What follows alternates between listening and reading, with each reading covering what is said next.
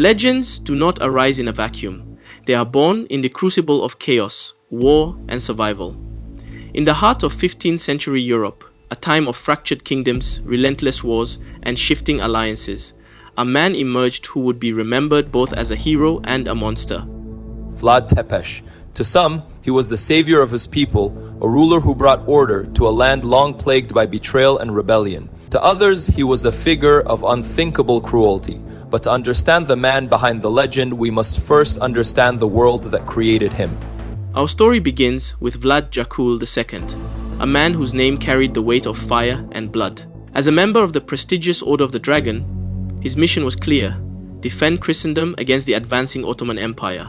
But in Wallachia, a small principality caught between the Christian kingdoms of Hungary to the north and the Ottoman Empire to the south, survival was a delicate balancing act. Vlad Dracula played both sides, bending the knee to the Sultan while pledging loyalty to Hungarian kings. It was a dangerous game, one that kept Wallachia from being overrun, but left its ruler constantly surrounded by enemies. His decisions, pragmatic as they were, came with a price, one that would shape the life of his sons, Vlad and Radu. In 1442, as a show of loyalty, Sultan Murad II demanded that Vlad Dracula send his two young sons to the Ottoman court in Edirne. For Vlad, this was a calculated gamble, a means to secure peace while maintaining his fragile rule. But for his sons, it marked the beginning of a trial by fire. At the Ottoman court, young Vlad and Radu were hostages, symbols of their father's promises. Yet this was no ordinary captivity. The boys were immersed in Ottoman culture, educated in philosophy, language, and the art of war. Vlad excelled in military strategy, mastering the very tactics he would later use against his captors. But captivity was far from kind. Vlad's defiance earned him harsh punishments, beatings meant to crush his spirit. Radu, by contrast, embraced the Ottoman way of life, converting to Islam and earning the favor of Sultan Murad. Over time, he would become a close confidant and, some suggest, a lover of the future Sultan Mehmed II. For Vlad, these years of captivity were formative, but not in the way his captors intended. Instead of submission, he learned patience. Instead of loyalty, he studied his enemies' methods, their strengths, their weaknesses, and their use of fear to maintain control. It was a lesson he would never forget. Back in Wallachia, the fragile peace Vlad Dracula had brokered was crumbling. In 1447, betrayal struck from within. The boyars, Wallachia's powerful noble class, conspired with Hungarian forces, leading to the assassination of Vlad Dracula and his eldest son, Mircea. Their deaths left Wallachia leaderless and plunged it further into chaos. When the Ottomans released Vlad in 1448, they sent him back to Wallachia as their puppet ruler. But the boy who had entered captivity had returned as a man hardened by betrayal and loss. Vlad was no puppet. If you're captivated by stories like this, don't forget to subscribe to Ancient Perspectives for more epic tales of history's greatest figures and moments. Hit the bell icon to never miss an adventure into the past. Vlad was no puppet.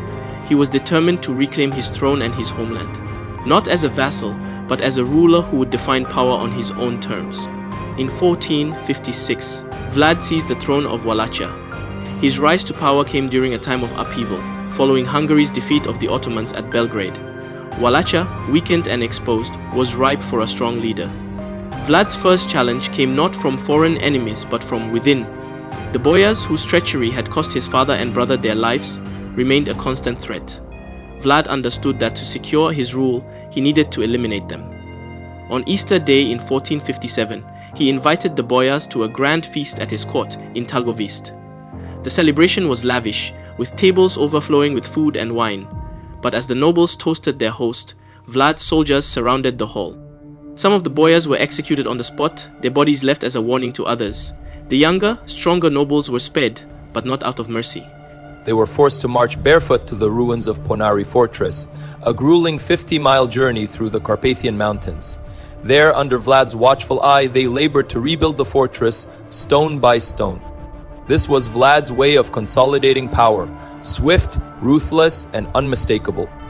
With the boyars subdued, Vlad turned his attention to his other enemies. He fortified Walachia's defenses, restructured its economy, and ruled with an iron fist. But it was his methods of punishment that earned him infamy. Impalement became his signature. Traitors, criminals, and foreign invaders alike met their end on towering stakes, their bodies left to rot as a grim reminder of Vlad's authority. Entire forests of the impaled lined the roads leading into Wallachia, creating a landscape of fear. To Vlad, this was not cruelty for its own sake, it was strategy. By ruling through fear, he ensured order in a land long divided by treachery and rebellion. Under his rule, crime vanished. Merchants traveled freely without fear of bandits. Wallachia, for the first time in years, knew stability. To his people, Vlad was a hero. To his enemies, he was Vlad the Impaler, a name that would echo through history.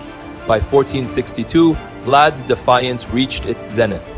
Refusing to pay tribute to the Ottoman Empire, he launched devastating raids along the Danube, leaving a trail of destruction in his wake. Sultan Mehmed II, enraged, marched an army of over men into Wallachia. But Vlad did not meet the Sultan's forces in open battle. Instead, he employed scorched earth tactics, burning villages, poisoning wells, and ensuring that the advancing Ottomans found nothing but death and ruin. When they reached Targovist, they encountered Vlad's most infamous display, a forest of impaled bodies stretching for miles. The psychological impact was immense. The Sultan, reportedly horrified, retreated. Though Wallachia was left battered, it remained unbroken, a testament to Vlad's unyielding resolve. While Vlad's defiance against the Ottomans remains his most famous legacy, his clashes with the Saxons of Transylvania are equally significant. The fortified Saxon cities were Wallachia's neighbors, rich, powerful, and fiercely independent. For years, they controlled key trade routes, exploiting Wallachia's economy to their advantage. When Vlad sought to impose fair trade agreements, the Saxons retaliated, backing rival claimants to his throne. To Vlad, this wasn't mere economic sabotage, it was treason. His response was swift and brutal. In 1457, he launched a series of campaigns into Saxon-held territories. Entire villages were razed to the ground. Men, women, and children alike were impaled on stakes, their lifeless bodies a grim warning to those who defied him. But the Saxons were not without their own weapons. They turned to propaganda, spreading tales of Vlad's cruelty across Europe. They spoke of forests of impaled corpses, of monstrous feasts held among the dying, and of a ruler who drank the blood of his enemies. These stories, while exaggerated, cemented Vlad's reputation as a figure of terror, a reputation that would one day inspire the legend of Dracula. Vlad's most personal battle came in 1462, not against a foreign power, but against his younger brother, Radu. Once inseparable during their captivity in the Ottoman court, the brothers now found themselves on opposite sides of history. Backed by the Ottoman Empire, Radu sought to seize the Wallachian throne, using both military might and diplomacy to undermine Vlad's rule. The war between the brothers was as much a clash of ideals as it was a struggle for power. Vlad represented defiance, independence, and terror. Radu embodied submission, diplomacy, and compromise. In the end, it was Radu who prevailed. With Ottoman support, he forced Vlad to flee Wallachia in 1462. Vlad sought refuge in Hungary, where he hoped to rally support for a return to power. But Hungary was no sanctuary. Matthias Corvinus, the Hungarian king, imprisoned Vlad, mistrusting his intentions and seeing him as a potential threat. For 7 years, Vlad remained a captive, caught in the web of political intrigue and shifting alliances that defined 15th century Europe. In 1475, Vlad was released from captivity, and with Hungarian backing he reclaimed the Wallachian throne one final time. By now he was a man marked by years of betrayal and loss. His final reign was short-lived, and in 1476, betrayal struck once again. Accounts of Vlad's death are murky, shrouded in legend and conflicting reports. Some say he was ambushed and killed by Ottoman forces, others suggest he was betrayed by his own men. One account claims his body was taken to Constantinople as a trophy, while another suggests he was buried in a monastery near Snagov. What is certain is that Vlad's death marked the end of an era. Though Vlad's reign ended in tragedy, his legacy endured. To his people, he was a hero who defended Wallachia's independence against impossible odds. To his enemies, he was a figure of unrelenting cruelty. And to history, he became something more, a symbol, a legend, a myth. The truth is, the stories of Vlad Tepes, both real and exaggerated, would eventually inspire one of the most enduring figures in popular culture, Count Dracula. But while the vampire of fiction is a creature of fantasy, Vlad the Impaler was very much a man, a product of his time and his circumstances. Even today, Vlad's name evokes a sense of awe and dread. Was he a hero or a tyrant, a defender of his people or a monster? Perhaps he was all of these things. What is certain is that Vlad Tepes left an indelible mark on history, a legacy carved in iron and blood. If you're captivated by stories like this, don't forget to subscribe to Ancient Perspectives for more epic tales of history's greatest figures and moments. Hit the bell icon to never miss an adventure into the past.